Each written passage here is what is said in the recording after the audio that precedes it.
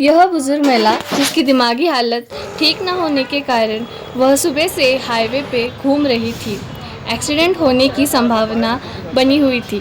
वहां से जाते हुए लोगों ने हमारे हेल्पिंग हैंड टीम को यह जानकारी दी गई। तुरंत ही हमारी टीम ने ट्रैफिक पुलिस की सहायता से उस महिला को रेस्क्यू कर उनके घर सही सलामत उनको पहुंचा दिया। ಇವತ್ತಿನ ದಿವಸ ನಮ್ಮ ಗಲ್ಲಿ ಇರ್ತಕ್ಕ ಮಲ್ಲವ್ವ ಶೆಟ್ಟಪ್ಪ ಭರಣಗಳು ಒಂಥರ ಮಾನಸಿಕ ಅಸ್ತವ್ಯಸ್ತಾಗಿ ಮಾಂತೇಶ್ ನಗರ್ ಬ್ರಿಡ್ಜ್ ಮೇಲೆ ಅಲ್ಲಿ ಈಗ ಮಲ್ಕೊಂಡಿದ್ದಳು. ಅವ್ರನ್ನ ಈ ಡಿವೈನ್ ಹೆಲ್ಪ್ದವರ ಗಜು ಗವಾನೆ ಮತ್ತು ರಾಜು ಇವರು ಈ ಕರೆ ತಂದು ಮನೆಗೆ ಬಿಟ್ಟಿರ್ತಾರೆ.